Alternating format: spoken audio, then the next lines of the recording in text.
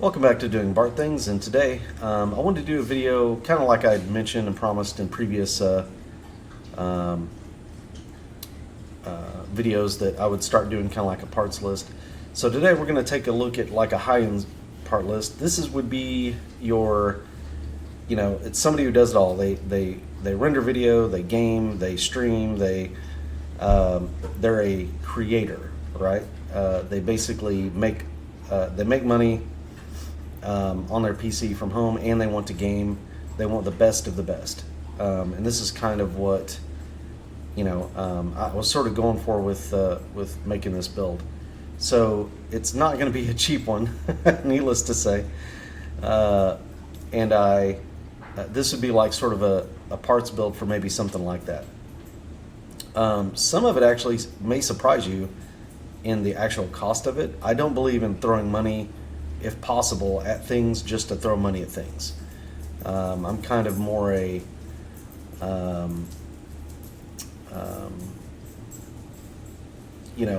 throw money where you think it's actually going to do you the most good.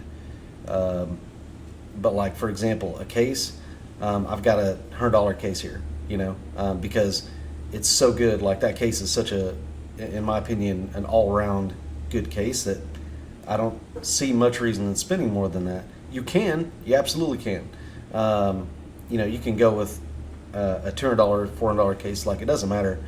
But I'm recommending this one because, to my knowledge and what I've seen of it, it would absolutely handle, what your needs are, and that's kind of where I'm coming from with some of this. Welcome back to the kitchen, and if it's all right with you guys, we'll just hop right into it. So I found an amazing deal on a 13900K on Amazon right now. It's $459. That's a lot of processor for $459. Like, that is top notch. That's basically as fast a thing as Intel makes right now. The 13900K is right up there with it probably beats the 7950X in a lot of things. It's probably a faster gaming CPU than the 7950X. It does lose to the V-Cache chips that AMD has in a number of games, but it is going to be absolutely faster at work stuff than your 7900, 7950, 7800 X3D chips. It's definitely going to be faster at those things than your AMD equivalents. So it's a great processor. This is a great price for it. And if it wasn't for the fact that, I just don't think I need that much from my CPU, I would get it. Like, for that price, like, if you're gonna buy a high-end motherboard anyway, you might as well plug that into it. I'm tempted, honestly. There's a friend I have who he put a 13600K in his machine, and I'm tempted to send him this, going, dude, I don't know what to tell you. This is $459. Like, buy this and then literally get half the money back by selling your 13600K. Like, it's the only downside really of the CPU is it is a power hog, and it does put out the heat. So as a result, my suggestion with this CPU is to go ahead and go AIO. This is a LT720. This is a 360 millimeter radiator deep cool, which is a really cool looking AIO. Like, it's got a really cool plate that goes over the pump that I like the look of. You could also go the 360 millimeter Galahad from Lian Li.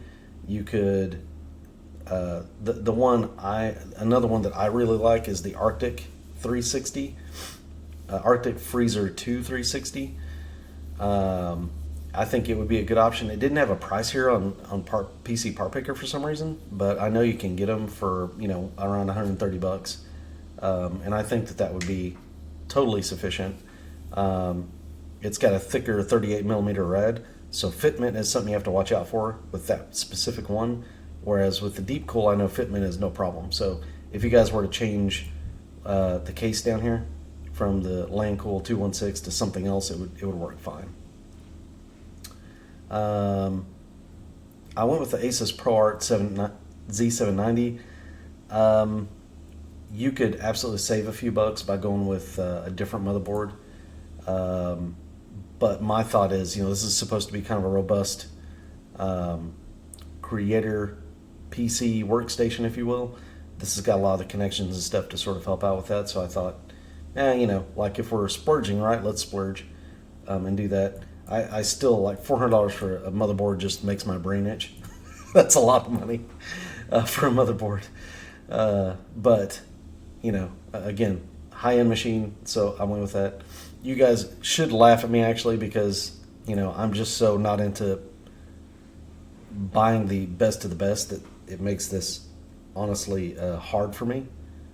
So that's what's kind of funny. Memory. Okay. The deal with memory is, in this CPU and these motherboards, is unlike the AMD systems, you can get some more performance by going higher on the, or faster on the memory. So I've got some 7200 CL34. Speeds past this, I don't know. Like, I've heard that 7200 works pretty well. But like, they're selling 8000 megahertz stuff out there now. Man, I don't know. Absolutely, who is it? Bill Zoid with absolutely hardcore overclocking. He had a hell of a time trying to get memory going past this speed, if memory serves. Maybe it was even at this speed. So, for like his testing and stuff. So I would not enter into that foray just yet.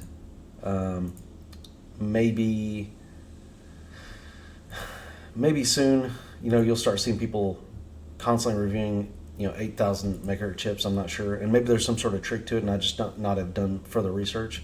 But for now, my suggestion is to go with the 1700 megahertz stuff. It's a little bit cheaper anyway, and I don't think you would notice that much performance difference between 7200 and 8000. It just doesn't. It's just not going to be any different. Even from 6000 to 8000. Like, we're not exactly talking the world changing here. It's not that much. 10% in certain things, maybe, I think, if memory serves, and I'm probably being generous. So it's not a, end of the world. If you find a good deal on like some 6600, some 6800, you can even get that over this. One key thing is the latency. Keep it as low as possible, I would say. So CL34 is not bad for something that's that fast. If you go with something like 6000, try to find some CL30, and that'll be good. Like, that's kind of what you want to look for, generally speaking. Most all the things I've seen is speed is great, but that latency, if it gets really high, it doesn't help. It hurts performance. So you can have something that runs really, really fast, but has a whole lot of latency, and it doesn't equal, like the speed then doesn't always end up being worth it, I guess is what I'm trying to say. Yeah, I just went and grabbed a PCIe 4.0 NVMe drive for $179, MSI, 4 terabytes. Why not add a second one? Like, now, depending on what you're doing, you may need more storage than this, possibly, but 4 terabytes is a lot of storage, so I went with that, or at least to me it is, on just a single drive. You could add another one and have 8 terabytes for, what would be, $350, something like that. So, yeah, that's not bad. I just went with one because that makes it nice. You're going to be able to cable manage super easily because there's not an external drive, which is what I love about NVMe drives in the first place. So, very cool. Zotac. So, okay. The one that I've got the link to in the description is going to have the ASUS ROG Strix. which is 200 more bucks than this card.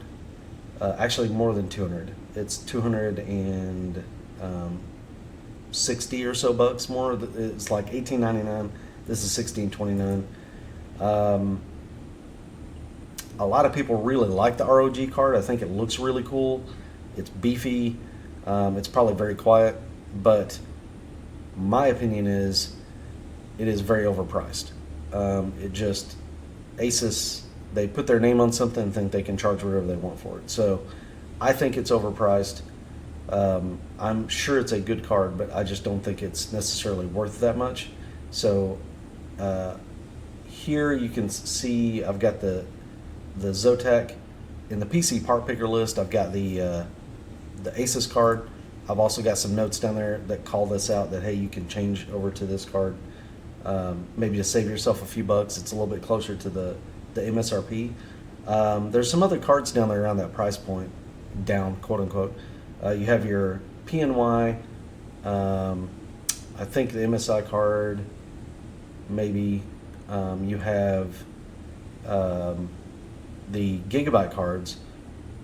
So I've heard recently some things and seen some videos about the Gigabyte cards. I wouldn't suggest the Gigabyte cards necessarily. They have a very thin PCB around the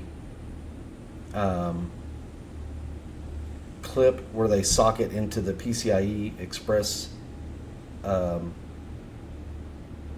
socket, and basically in shipping or various other activities, they've been known to actually break. So for whatever reason, I don't know why they designed it that way, but there's a weird, and I think I may have done a video on it, where Gigabyte has had some breaks and they didn't allow people to RMA the cards, which I think is madness. So something to be aware of.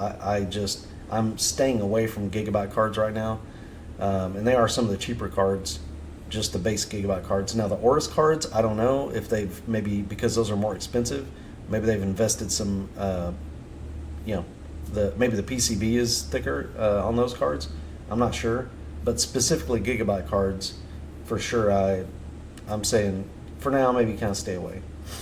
For all intents and purposes, a 4090 chip is going to be a 4090 chip. There's just not going to be a lot of difference in performance between the various manufacturers. They're all using the same silicon, so take with that what you will. You're going to get some golden samples. You're going to get some dogs. Like you're going to win or lose a silicon lottery either way. So I wouldn't be too fussed about necessarily which model. Having said that, the 4090 does present an interesting opportunity if you wanted to do something like this. So they actually have MSI has the Suprim Liquid, which has a 240 millimeter AIO on it. And a friend of mine has this card and he really likes it. Main reason why he really likes it is because it's not ginormous. So if you're doing a micro ATX build or even a mini ITX build in the right kind of case, this card may actually work, and you can get the absolute top line card into one of those really tiny form factor machines. I say tiny form factor, but you know what I'm talking about, like a fractal design defined nano or something. You could potentially get one of these cards in that system and have that level of performance, and not have any issues with temperatures, because this card's just exhausting its hot air out the top of the case, or whatever. And so I would like to see more manufacturers make AIO options where they take the beef of all that cooler and they put it somewhere else, because having it, because this allows somebody to make a smaller form factor system in some ways, but having a normal layout, so they can use a normal desktop style case. Woo, trying to get all that out.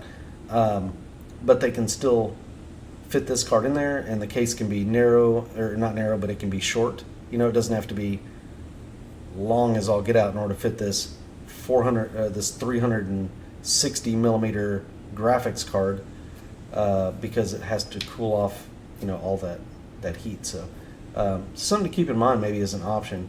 Currently, the 4090s, like this card, I think there is a Gigabyte Aorus card that has a 360 mil radiator on it, and ASUS is planning on making a new card for the 4090 that also has I want to say it's a 360 mil radiator as well, but they showed it off at Computex. It was kind of the same idea as this card, so that's something maybe to keep an eye out on. You're spending a bunch of money anyway. Maybe do this if you want to make a system that's a little bit more compact in a certain way, or if you have like an older case, like one of the defined compacts, then this would work really well if you have an AIO. If you relocated your current AIO to the front and then put this up in the top, from the video card, you could totally arrange it that way and it would work pretty well. So that was something I observed and was like, I'll mention that. Here's that i9 13900K on Amazon for just $459. That's a pretty good deal, honestly. That would tempt me if I wasn't pretty well set on just waiting a bit for finances and whatnot before I do any sort of upgrade. That would be very tempting. So just a little free tidbit if anybody's curious about it. But anyway, that's kind of the thoughts on the video card. I probably would not buy a 4090. I just think that is an outlandish price and it makes the entire system so expensive. Maybe if I was only buying a video card as a slot-in upgrade and I want to splurge, maybe I would look at it, but so expensive. For a case, I chose the Lian Li lancool 216. Easy, obvious choice. It saves you 50 or 60 bucks here or there. And honestly, that's how good this case is it just does everything. It looks pretty good. What kills me is it's even, if you've got the desk space, a pretty good desktop PC, because you can take the AIO off the top and put it on the side here. Put it on the right side of you, and now you've got like your USB Type-C and power button and all that stuff right there. We can see it and press it. And I just, I'm like, they're putting all this stuff in this case as $100.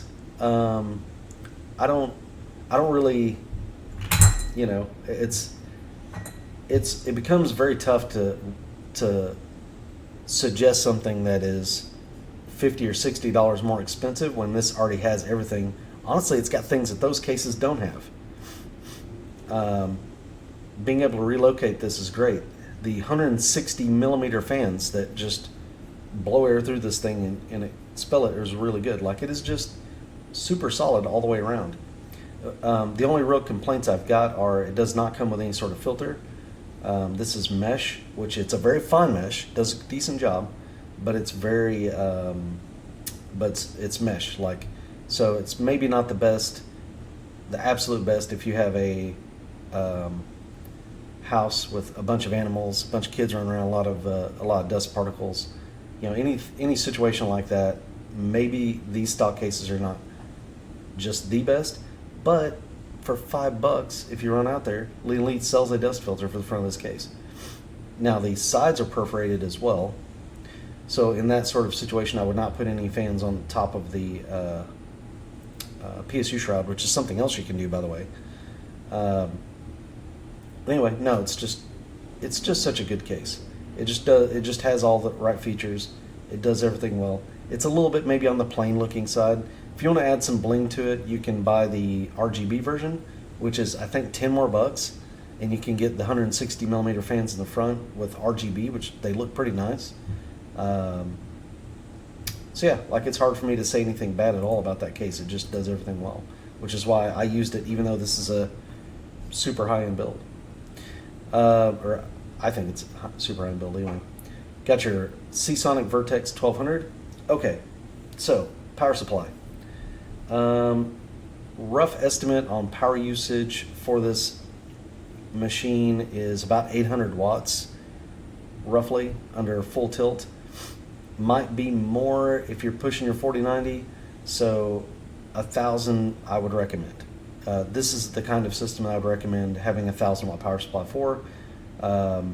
Maybe even go a little higher to give yourself even more breathing room. Ideally, with power supplies, what I like to shoot for is about under max expected load. What's 70%? 60 to 70%. You want to fall in there. Most power supplies are at their peak efficiency when you use somewhere between 60 and 80%. When you go 80%, you kind of start running into diminishing returns. So you want the machine to be, like if it's a 1,000 watt power supply, you don't really want to pull more than about 800 watts. If you're pulling more than 800 watts on a 1,000 watt power supply, you're kind of getting out of the efficiency range. You're also cutting it a little bit close. You're also, in certain, if you start to monkey around with settings, you could get close to what the power supply is capable of. So that's kind of why 1,100, 1,200 watts probably is advisable on this machine. I went with a 1,200 watt Vertex, which in Seasonic we trust. Power supplies are one of the things I'm a little bit picky about. Maybe even more so than motherboards, because the only other thing besides a motherboard that is literally directly connected to every part in the case is your power supply. Without power, it doesn't do anything. So for me, like, a good power supply is really important. Seasonic just, they have been so tried and true that I tend to lean on them. Corsair has had some really good power supplies. They've also had some duds. They used to contract Seasonic out to make their power supplies. So obviously any unit that they have Seasonic made for them, I would be like, okay, I fully trust that. Trying to think of who else. Off the top of my head, some other brands. Anyway, like Seasonic, I just really trust Seasonic. If you have a brand of power supply you trust, obviously you can go with that. I would say the key is definitely make sure that you're getting, in that 1,000 to 1,200 watt range at least, if you go with a system that's got this kind of specs. I would even suggest that with the AMD variant of this, which I did make an AMD variant with the 7950X. I would not go with a Vcache chip if you're doing a workstation build, personally, because I think it's a little bit silly to monkey with. And like the 7950 X3D would be so you have the 7800 X3D, and then you have the 7950 X3D. The 7800 X3D would be fine, but I don't think it's nearly as fast in production apps, from what I've seen, as your 13900K or your 7950X. Anything that can take advantage of more threads is going to benefit from those two chips. And a lot of the things that take advantage from those more threads are things that you're going to make money at. So I would suggest you err on that side, give up the, on occasion, 5 to 10 frames per second, and have the thing that makes you the money take priority. So that would be my suggestion. And you're not giving up just a whole ton of performance. You're giving up some, but it's not that bad. It's really not. Let's see. So I think that's it for the build. I've got some notes. I'll sort of post those notes in the video description when I upload it, and you guys can look at it, ponder over it. Maybe it gives you some ideas if you're looking for, if you're kind of looking to get an idea on maybe how much a really top flight system costs nowadays. And again, this is just the bare PC. Obviously, it would get more expensive if you had to add a monitor, keyboard, mouse, speakers, microphone, camera, like all that stuff. That doesn't include any of that. I just want to get you an idea on a really high-end machine, basically what that would look like. So that's kind of that. Move on to a little bit of some quick news. ASUS I got to give ASUS some credit here. The 4060 and 4060 Ti are just bad situations. They're just not good GPUs.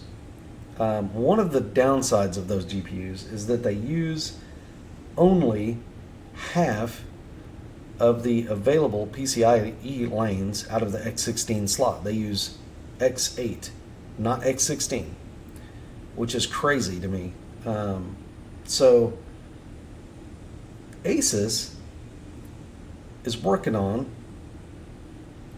putting an SSD slot on the top back of the GPU. And so that way they can use, you could actually do it, you could actually do it with two M.2 slots, because M.2 uses a ×4. So you could have two PCIe 4 SSDs on the back of your GPU. That's cool.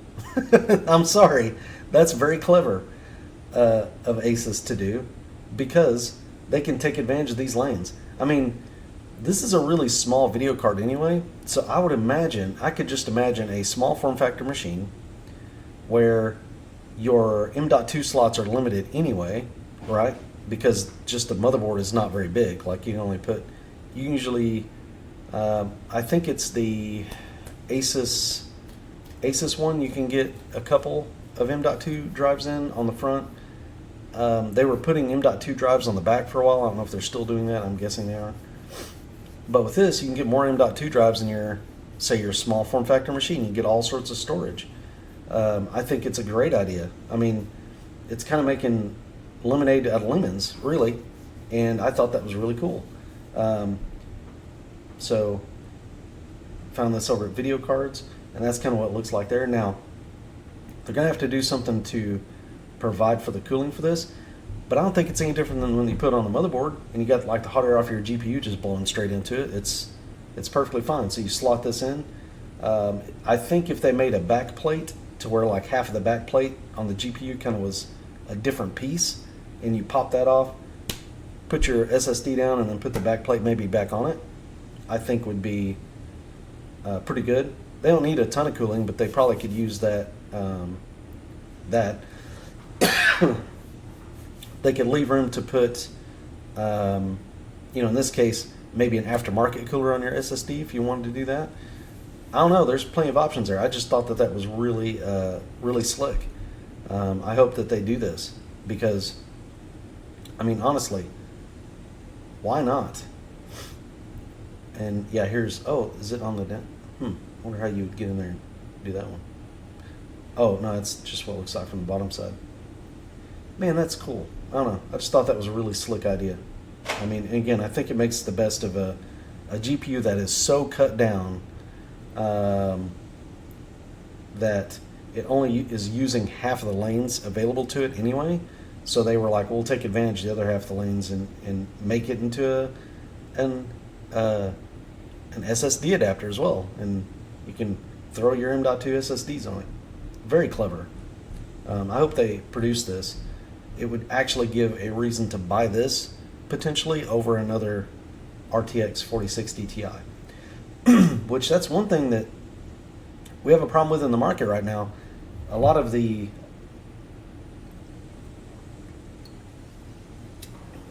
get a drink of my mineral water here. A lot of the manufacturers don't really have any way to differentiate their products. They make their own cool looking cooler, but performance wise and usability wise, there's really not a lot between the cards. That's like, super tangible to the average user. This would be tangible.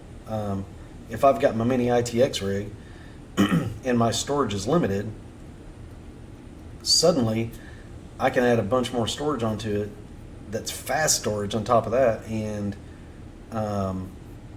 that's really cool. That saves room, I mean, I can just see this in like a Fractal Designs new Terra case that they just made. Tiny little thing. There's not really anywhere to put drives. This would really help with that, I think. So again, kudos to ASUS for trying to think a little outside the box here and make something cool. Last little tidbit I'll leave you with. AMD has still not launched what we would call FSR3. They're supposed to have all these really cool technologies going to get their software up to kind of NVIDIA level, if you will, which I would argue some of the NVIDIA stuff is not a deal to me anyway. Like, I'm just not a fan of frame gen. I'm just not a fan of it. I think it just introduces complexity where we don't need to have it. It increases input lag because the GPU is now generating a frame. The game engine did not generate a frame. So forth, etc. I just think frame gen is silly. I'm good with scaling. Scaling is just taking, something that is big, or making something small, taking it and then blowing it up so that way you can get some more performance. Roughly, that's a super crazy simple down explanation of what's actually happening with upscaling. But I'm okay with that. I'm just not okay with frames being generated out of nowhere, because if I'm moving my mouse around and the mouse itself decided to generate movement, like, that seems really stupid to me. It just, I don't know, it's kind of silly. So AMD was supposed to launch that the first half of 2023. They have failed miserably. It's July. We haven't. And what's more scary to me is they've been mute about it. They've really not said anything. So that's got me a little concerned, because this was going to be, I was looking forward to this. Because potentially this could have been used on older NVIDIA GPUs as well, some of the features. But more importantly, I felt like it would really make their 7900 XTX, 7900 XT really shine. I was thinking it would really help them. Now, I've heard things about they were attempting to implement this to be backwards compatible and to be compatible with many GPUs. Maybe that's changed. Maybe they're into other problems. We don't know. Like I said, they've been very mute on it. So that's a little bit disappointing for sure, because in my opinion, AMD needed this. They need to upgrade their software suite that goes with their video cards in order to get a lot of the folks that would buy an NVIDIA GPU by default to swing over and maybe go, you know what, maybe we'll have a look and buy some of their GPUs.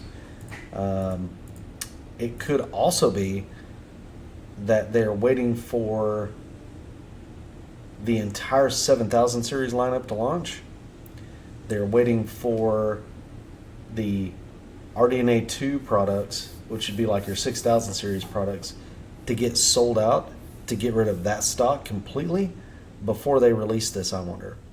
And the reason is because if this is backward compatible, and if it does really well on the 6000 series GPUs as well, or older, it may eliminate some reasons to upgrade even longer. So that may be part of the reason. I'm not sure. I am totally speculating there. So don't get that twisted. I'm not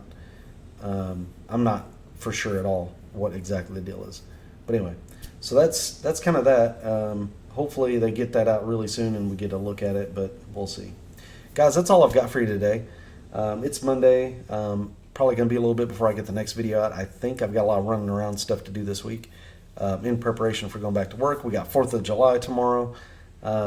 So we'll kind of see what happens there. But I really appreciate it if you've managed to stay with me through this entire 35 minutes of recording and listen to me mumbling on about computer hardware. Good job on you. Please like and subscribe. More things to come. I do have plans we're going to do kind of like a mid-range and budget build to sort of maybe give you guys some ideas on any sort of system that you're planning to build in the future. And if you like that sort of thing, then cool. If you don't, then let me know about it. And I'll refrain from putting everybody through the pain of it. So again, have a great week. Thank you guys.